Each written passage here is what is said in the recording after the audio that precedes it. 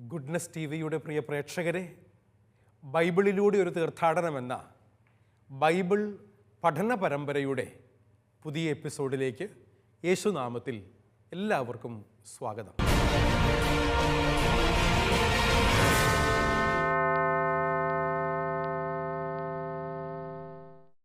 കഴിഞ്ഞ എപ്പിസോഡുകളിൽ യോഹന്നാൻ്റെ സുവിശേഷം 15-ാം അധ്യായമാണ് നമ്മൾ പഠിച്ചുകൊണ്ടിരിക്കുന്നത്. ഞാൻ സാക്ഷാൽ മുന്തിരിച്ചെടിയും നിങ്ങൾ ശാഖകളുമാണ് എന്ന കർത്താവ് പറഞ്ഞ മനോഹരമായ ഉപമയുടെ അർത്ഥതലങ്ങളിലേക്കുള്ള ഒരു തീർത്ഥാടനത്തിലാണ് ഞാനും നിങ്ങളും കഴിഞ്ഞ ഏതാനും ചില എപ്പിസോഡുകളായി. ഈ എപ്പിസോഡിൽ യോഹന്നാൻ്റെ സുവിശേഷം 15-ാം അധ്യായത്തിൻ്റെ 7 മുതലുള്ള വാക്യങ്ങളിൽ മുന്തിരിച്ചെടിയും ശാഖയും തമ്മിലുള്ള ഉപമയ്ക്ക് നൽകപ്പെടുന്ന വ്യാഖ്യാനം എന്താണ് എന്ന് നമ്മൾ മനസ്സിലാക്കാൻ പോവുകയാണ്.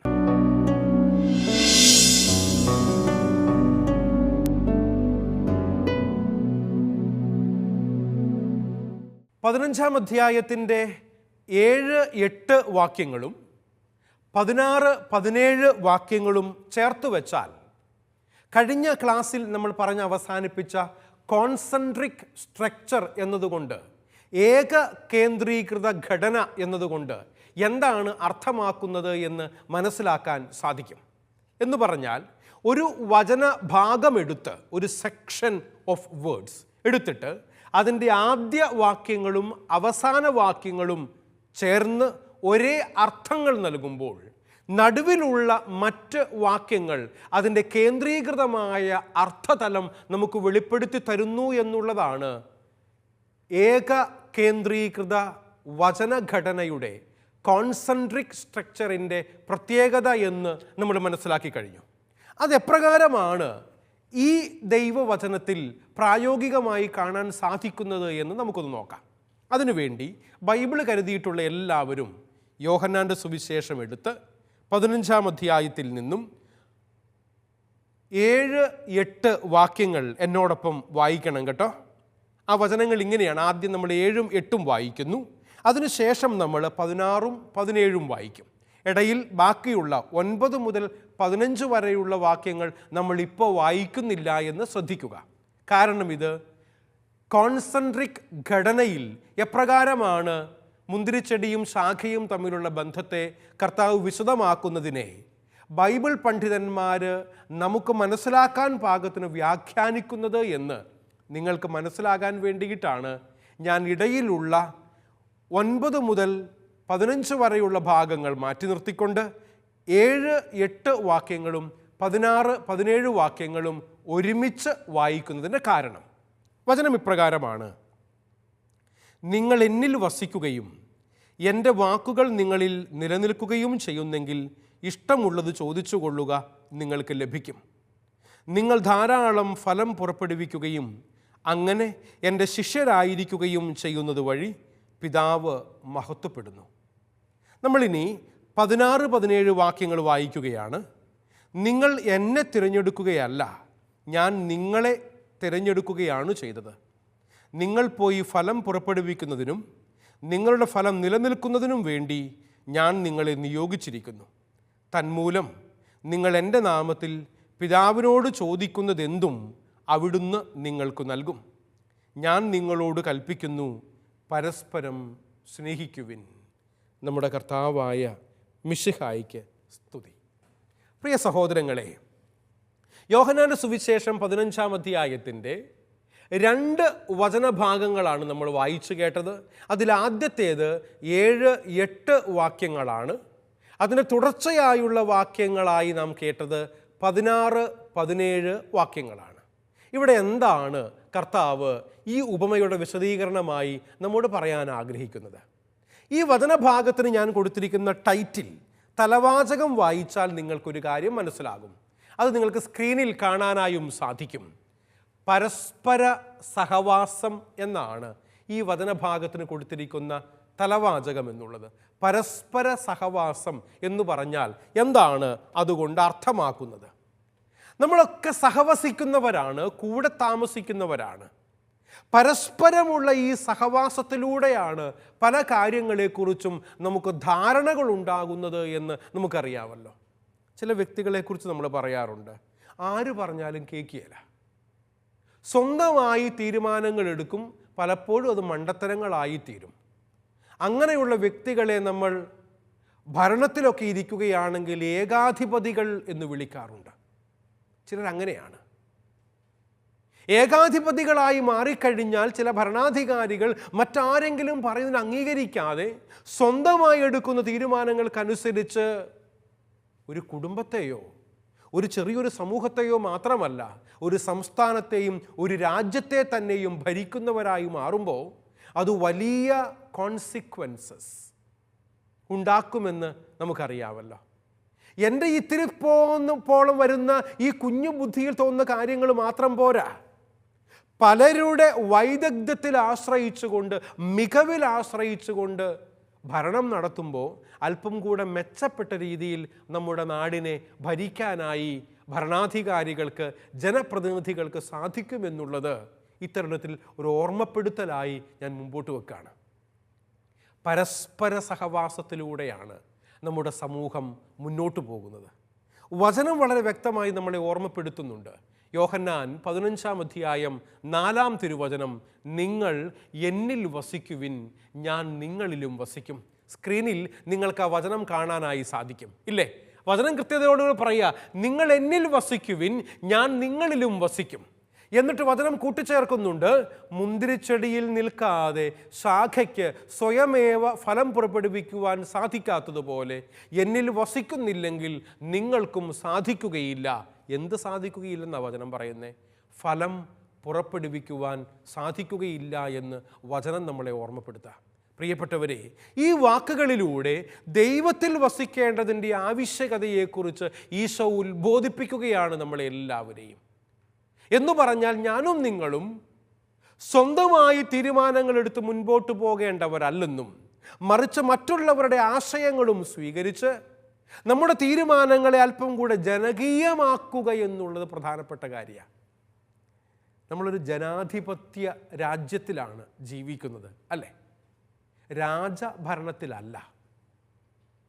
ഏകാധിപത്യത്തിൻ്റെ ഭരണത്തിൻ്റെ പ്രവണതകളെ ചില ഭരണ നേതാക്കന്മാർ കാണിക്കുന്നുണ്ട് എങ്കിലും നമ്മൾ ആരും ഏകാധിപത്യത്തിൽ ജീവിക്കുന്നവരല്ല, മറിച്ച് ജനാധിപത്യപരമായി വോട്ട് ചെയ്ത് ജനപ്രതിനിധികളെ നമ്മൾ തിരഞ്ഞെടുത്തിട്ടുണ്ട് നിയമസഭകളിലേക്കും പാർലമെൻറ്റുകളിലേക്കും.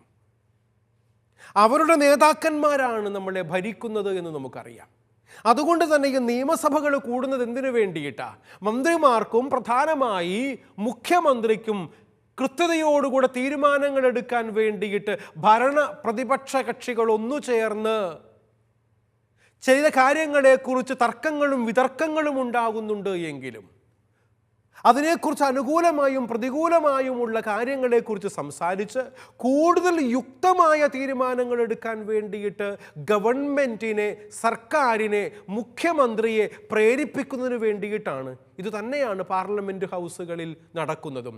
രാജ്യസഭയിലാകട്ടെ ലോക്സഭയിലാകട്ടെ മന്ത്രിമാരുടെ കോളേജ് ഓഫ് മിനിസ്റ്റേഴ്സ് പ്രധാനമന്ത്രിക്ക് ഇപ്രകാരമുള്ള കാര്യങ്ങളിൽ തീരുമാനങ്ങൾ എടുക്കാൻ വേണ്ടിയിട്ട് രണ്ട് തരത്തിലുമുള്ള കാര്യങ്ങളെ, ഇതിൻ്റെ നന്മ എന്താണ്, ഇതിൻ്റെ തിന്മ എന്താണ്, നമ്മൾ ഇപ്രകാരം ഒരു തീരുമാനമെടുത്താൽ അതിൻ്റെ കോൺസിക്വൻസ് എന്തായിരിക്കുമെന്നതിനെക്കുറിച്ച് കൃത്യതയോടുകൂടി അവലോകനം ചെയ്യുന്നതിന് വേണ്ടിയിട്ടാണ് പാർലമെൻറ്റ് സമ്മേളനങ്ങൾ കൂടുന്നത്, നിയമസഭാ സമ്മേളനങ്ങൾ സ്പീക്കർ വിളിച്ചു ചേർക്കുന്നത്.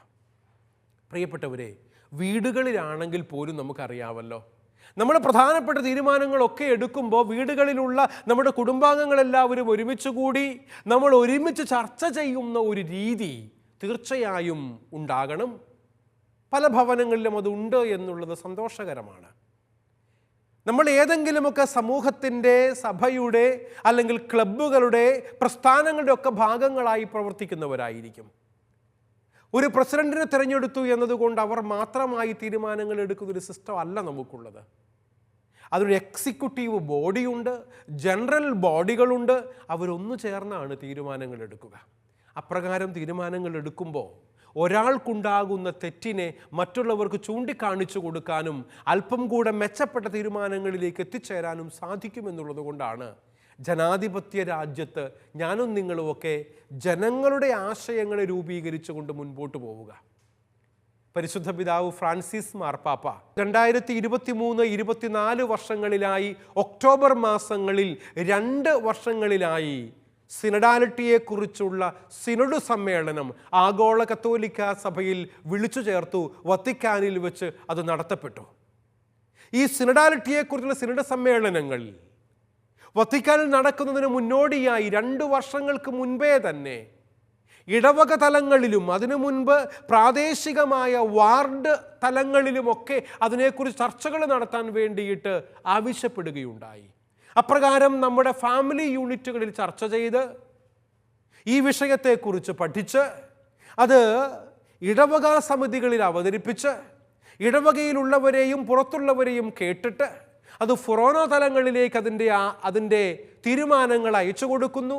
ഫൊറോനോ തലങ്ങളിലുള്ള മീറ്റിങ്ങുകൾക്ക് ശേഷം രൂപതാ തലങ്ങളിൽ അതിനെക്കുറിച്ചുള്ള മീറ്റിങ്ങുകൾ നടത്തി സിനഡാലിറ്റിയെക്കുറിച്ച് വിശദമായ ചർച്ചകൾ നടത്തിയിട്ടാണ് പരിശുദ്ധ പിതാവ് ഫ്രാൻസിസ് മാർപ്പാപ്പ വത്തിക്കാനിൽ വിളിച്ചു ചേർത്ത സിനഡിലേക്ക് തിരഞ്ഞെടുക്കപ്പെട്ട പിതാക്കന്മാർ ചെന്നതും അവിടെ നമ്മുടെ ആവശ്യങ്ങളും ആഗ്രഹങ്ങളും നമ്മുടെ മനസ്സിലിടിപ്പ് എന്താണ് എന്നതിനെക്കുറിച്ച് വെളിപ്പെടുത്താൻ വേണ്ടിയിട്ട് പിതാക്കന്മാർ പോകാനിടയായത്.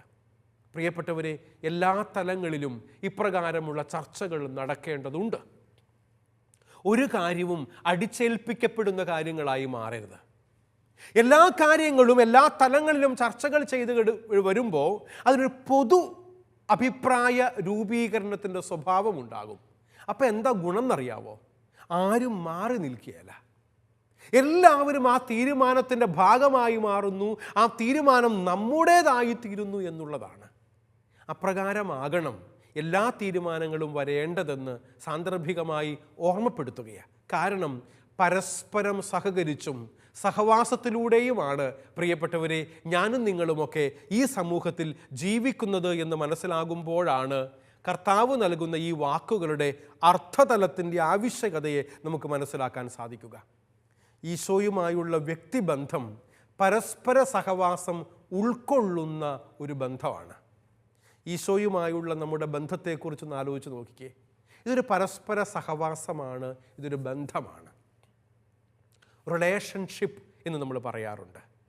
നമ്മളെല്ലാവരും മറ്റുള്ളവരുമായി റിലേറ്റ് ചെയ്തുകൊണ്ട് ജീവിക്കുന്നവരാണ്. മറ്റുള്ളവരുമായി ബന്ധ തകർച്ചകൾ ഉണ്ടാകുമ്പോൾ അതിൽ തന്നെ പാപമാണ് എന്ന് പറയേണ്ടി വരും. എല്ലാവരെയും സ്നേഹിക്കാനല്ലേ ഈശോ നമ്മളെ പഠിപ്പിച്ചത്? എല്ലാവരുമായി ബന്ധത്തിലായിരിക്കാൻ, സുഹൃത്ത് ബന്ധത്തിൽ, സ്നേഹബന്ധത്തിലായിരിക്കാൻ വേണ്ടിയിട്ടാണ് ദൈവം നമ്മോട് ആവശ്യപ്പെടുന്നത്. അതുകൊണ്ട് തന്നെയും പ്രിയ സഹോദരീ സഹോദരന്മാരെ, ഞാനും നിങ്ങളും തിരിച്ചറിയേണ്ടത് ഈശോ അരൂപിയായതുകൊണ്ട് മനുഷ്യരിൽ കടന്നു വരാനും അവരിൽ വസിക്കാനും ഈശോയ്ക്ക് സാധിക്കും. ഇതൊരു പരസ്പര സഹവാസത്തിൻ്റെ മറ്റൊരു തലമാണ്. അരൂപിയായ ഈശോ നമ്മളോട് ചേരുന്നു. അടച്ചിട്ടിരുന്ന വാതിലുകളിലൂടെ ശിഷ്യന്മാരുടെ മധ്യേ കടന്നു വന്ന ഈശോയുടെ ജീവിതം നമ്മെ പഠിപ്പിക്കുന്നതും അവൻ നമ്മോടുകൂടെ എപ്പോഴും സഹവസിക്കുന്നവനാണ് എന്നുള്ള ഓർമ്മപ്പെടുത്തലാണ്. ശിഷ്യന്മാർ യഹൂദന്മാരെ ഭയന്ന് മുറിക്കകത്ത് കയറി വാതിൽ അകത്തു നിന്നും അടച്ചിട്ട് പ്രാർത്ഥിച്ചു കൊണ്ടിരിക്കുമ്പോൾ, ഭയചകിതരായിരിക്കുമ്പോൾ ദൈവത്തിൻ്റെ വചനം ഓർമ്മപ്പെടുത്തുന്നുണ്ട്. യോഹന്നാൻ 20-ാം അധ്യായം 19 മുതൽ 23 വരെയുള്ള വാക്യങ്ങളിൽ യേശു കർത്താവ് അവരുടെ മധ്യേ പ്രത്യക്ഷപ്പെട്ടിട്ട് ഉദ്ധാനം ചെയ്ത കർത്താവ് സമാധാനം ആശംസിച്ചുകൊണ്ട് പറയാണ്, നിങ്ങൾക്ക് സമാധാനം. പരസ്പര സഹവാസത്തിൻ്റെ മറ്റൊരു തലമാണ് ഇവിടെ നമുക്ക് മനസ്സിലാക്കാൻ വേണ്ടി സാധിക്കുക. ഈശോ ഇന്നും ജീവിക്കുന്നവനാണ് എന്ന് നമുക്കറിയാമല്ലോ. അവൻ നമ്മളെപ്പോലെ എന്നെ ഈ കാണുന്ന ഈ ശരീരത്തിലല്ല അവൻ ഇന്ന് ജീവിക്കുന്നത്, അരൂപിയായാണ് അവൻ ജീവിക്കുന്നത്. അതുകൊണ്ട് തന്നെ ജെയിംസ് സ്വെറ്റ്നം എന്നു പേരുള്ള ഒരു ജർമ്മൻ ദൈവശാസ്ത്രജ്ഞനുണ്ട്, തിയോളജിയൻ. അദ്ദേഹം പറയുക, the presence of the Holy Spirit is the extension of the life of Jesus, the Son of God, in the world today. അദ്ദേഹത്തിൻ്റെ വളരെ പ്രസിദ്ധമായ തിയറികളിൽ ഒന്നാണിത്. പരിശുദ്ധാത്മാവിൻ്റെ ഈ ലോകത്തിലെ ആവാസം എന്ന് പറഞ്ഞാൽ യേശു കർത്താവിൻ്റെ ജീവിതത്തിൻ്റെ തുടർച്ചയാണ് എന്ന് നമ്മളെ ഓർമ്മപ്പെടുത്തുകയാണ് ഈ ദൈവശാസ്ത്രജ്ഞൻ. എന്ന് പറഞ്ഞാൽ എന്താ അർത്ഥം എന്നറിയാവോ? ശരീരമായി നമ്മുടെ കൂടെയുണ്ടായിരുന്ന യേശു കർത്താവ് ഇന്ന് അരൂപിയായി പരിശുദ്ധാത്മാവിൽ നമ്മോടൊത്ത് വസിക്കുന്നു എന്നാണ് പരിശുദ്ധ തൃത്വത്തിൻ്റെ സാന്നിധ്യത്തെ ഓർമ്മപ്പെടുത്തിക്കൊണ്ടും പരിശുദ്ധ തൃത്വം എന്ന് പറയപ്പെടുന്ന മൂന്നാളുകൾ കൃത്യതയോടുകൂടെ ഈ ലോകത്തിൽ നമ്മോടൊപ്പം ഉണ്ട്.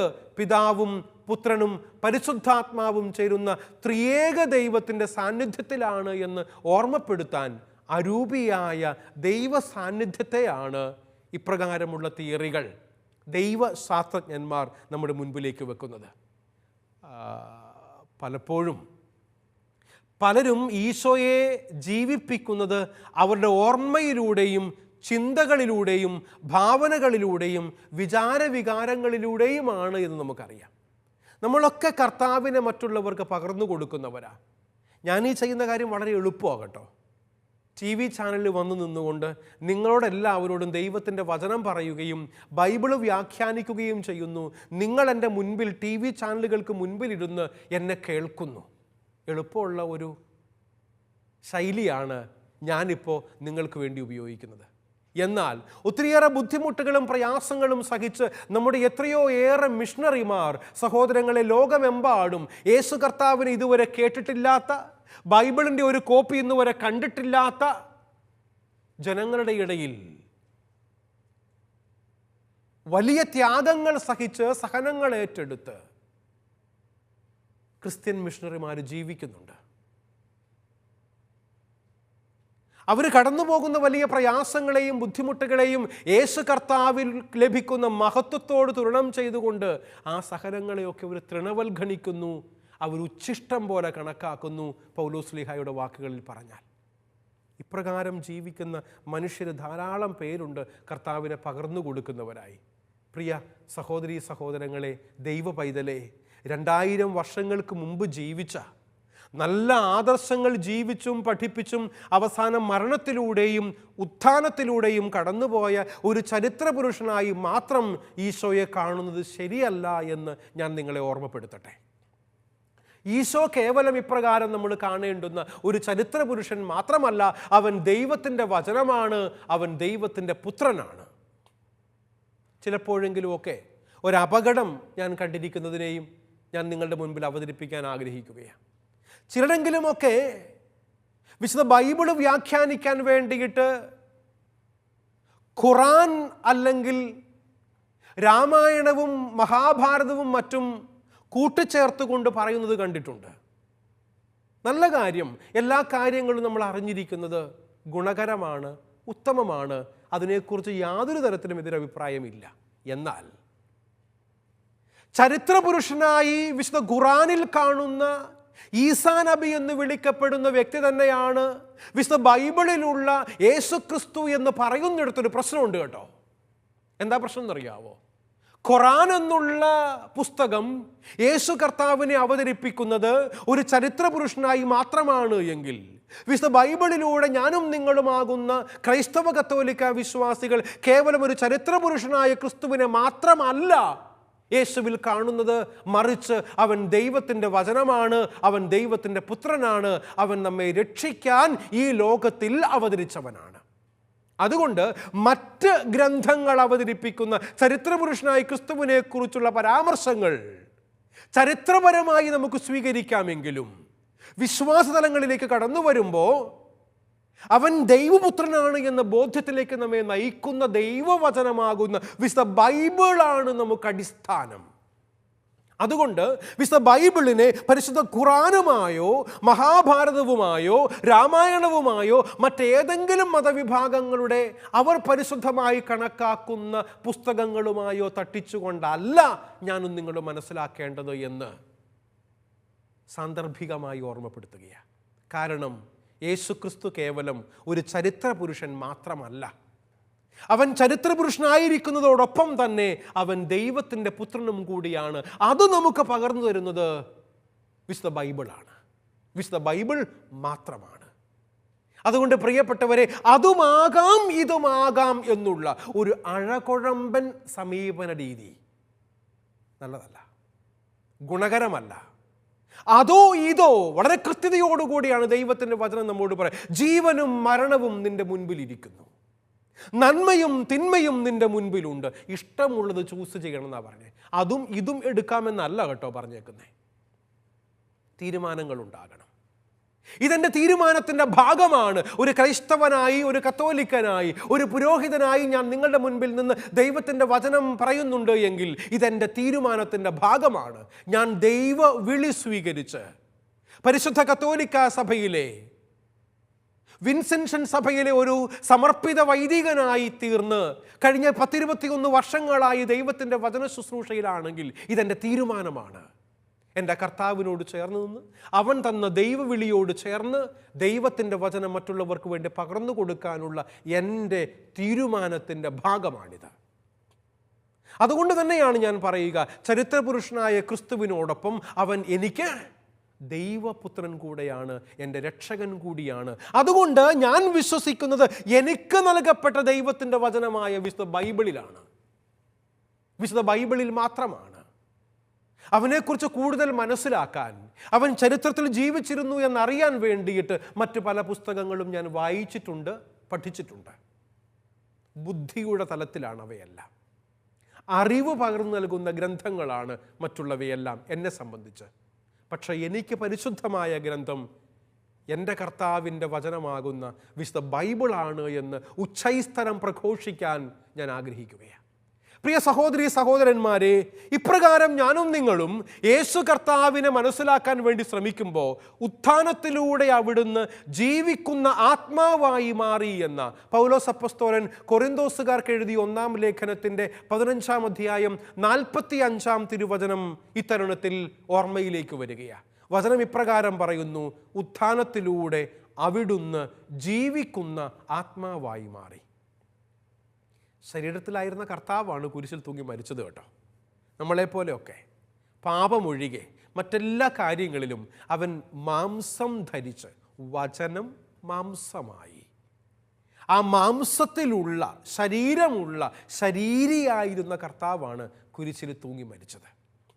അവനെയാണ് കുരിശിൽ നിന്നിറക്കി കല്ലറയിൽ അടക്കം ചെയ്തത്.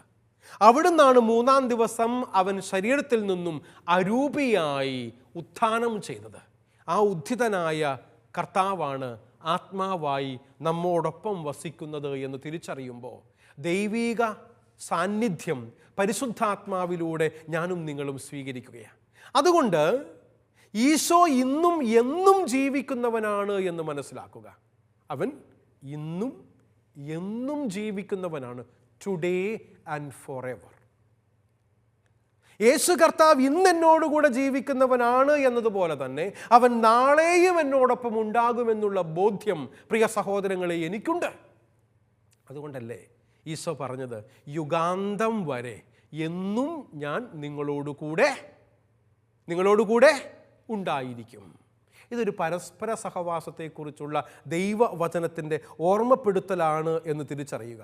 അപ്രകാരമുള്ള ഒരു ദൈവീക കൃപാവരം സ്വീകരിക്കാൻ വേണ്ടിയിട്ട് ഞാനും നിങ്ങളും അവനോട് ചേർന്ന് ജീവിക്കാൻ വേണ്ടി പരിശ്രമിക്കുന്നു. കാരണം ഈശോ എന്നും ജീവിക്കുന്നവനാണ്. സൃഷ്ടിയുടെ ആരംഭം മുതലേ ദൈവപിതാവായ യഹോവ ദൈവത്തിൻ്റെ മടിയിലിടുന്ന സൃഷ്ടിക്കുന്ന വചനമായിരുന്നു അവൻ. Creative word. ഉണ്ടാകട്ടെ എന്ന വചനത്താൽ അവൻ ഈ പ്രപഞ്ചത്തെ സൃഷ്ടിച്ചു എന്നാണല്ലോ ഉൽപ്പത്തി പുസ്തകത്തിൻ്റെ 1 മുതൽ 3 വരെയുള്ള അധ്യായങ്ങൾ നമ്മളെ ഓർമ്മപ്പെടുത്തുന്നത്. ആ വചനം തന്നെയാണ് 2000 വർഷങ്ങൾക്ക് മുമ്പ് ആദിയിൽ വചനമുണ്ടായിരുന്നു, വചനം ദൈവത്തോടുകൂടെയായിരുന്നു, ആ വചനം ദൈവമായിരുന്നു, അത് മാംസം ധരിച്ച് നമ്മുടെ ഇടയിൽ വസിച്ചു. ആ മാംസം ധരിച്ച് നമ്മുടെ ഇടയിൽ വസിക്കുന്ന കർത്താവ് ഉത്ഥിതനായി കഴിഞ്ഞപ്പോൾ അവൻ അരൂപിയിൽ ഇന്ന് നമ്മോടൊപ്പം വസിക്കുന്നു. പരിശുദ്ധ തൃത്വത്തിൻ്റെ മനോഹരമായ ഒരു സമ്മേളനമാണ് സഹോദരങ്ങളെ ഞാനും നിങ്ങളും കാണുന്നത്, ദ ഹോളി ട്രിനിറ്റി എന്ന് പറയുന്നത്. അവൻ എപ്പോഴും എവിടെയും എല്ലാവരിലുമായിരിക്കുന്നവനാണ് എന്ന് നമുക്ക് മനസ്സിലാക്കാൻ വേണ്ടി പറ്റും. പഴയ നിയമഗ്രന്ഥങ്ങളിൽ കത്തുന്ന മുൾപ്പടർപ്പിൽ പ്രത്യക്ഷപ്പെട്ട ദൈവം, എന്നാൽ ആ മുൾപ്പടർപ്പ് കത്തിച്ചാമ്പലാകുന്നില്ല എന്ന് വചനം എഴുതി വച്ചിരിക്കുകയാണ്. ദൈവ സാന്നിധ്യം അഗ്നിയായി ഇറങ്ങി വരുന്നു. നമ്മോട് കൂടെ എവിടെയും എപ്പോഴും എല്ലാവരിലും വസിക്കുന്നവനാണ് ഈ ദൈവികമായ സാന്നിധ്യം എന്നുള്ള ഓർമ്മപ്പെടുത്തലാണ് സഹോദരങ്ങളെ ഈ വചനഭാഗം നമുക്ക് നൽകുന്നത്. അതുകൊണ്ട് തന്നെയും ഈ യഥാർത്ഥ സാന്നിധ്യത്തെക്കുറിച്ചുള്ള അവബോധം നാം ഓരോരുത്തരും വളർത്തിയെടുക്കണമെന്നാണ് പറയാനുള്ളത്. ദൈവികമായ സാന്നിധ്യം, ആ സാന്നിധ്യ അവബോധത്തിൽ ജീവിക്കുന്നവരായിത്തീരണം ഞാനും നിങ്ങളുമൊക്കെ. Live in the presence of God എന്ന് പറയാം.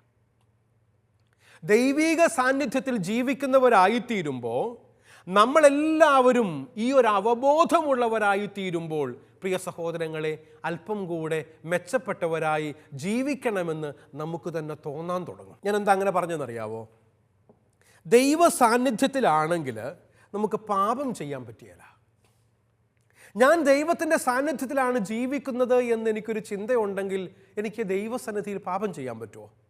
അല്പം കൂടെ മെച്ചപ്പെട്ട മനുഷ്യനായി, നന്മയുള്ള വ്യക്തിയായി, നല്ലവനായി ജീവിക്കാൻ പരിശ്രമിക്കും. പ്രിയപ്പെട്ടവരെ, നമ്മളെല്ലാവരും നന്മയുള്ളവരായി ജീവിക്കണമെന്നാണ് ദൈവം ആഗ്രഹിക്കുന്നത്. അതിനുള്ള എളുപ്പ വഴി എന്താണെന്നറിയാവോ? Remind yourself that you are living in the presence of God. നീ നിന്നെ തന്നെ അടിക്കടി ഓർമ്മപ്പെടുത്തിക്കൊണ്ടിരിക്കണം. എന്ത്? നീ ദൈവ സാന്നിധ്യത്തിലാണ് ജീവിക്കുന്നത് എന്ന്. വീണ്ടും നമ്മൾ കാണും വരെയും എല്ലാവരും ദൈവ സാന്നിധ്യത്തിൽ ജീവിക്കുന്നവരാകട്ടെ എന്ന ആശംസയോടും പ്രാർത്ഥനയോടും കൂടെ അവസാനിപ്പിക്കുന്നു. ദൈവത്തിന് സ്തുതിയായിരിക്കട്ടെ.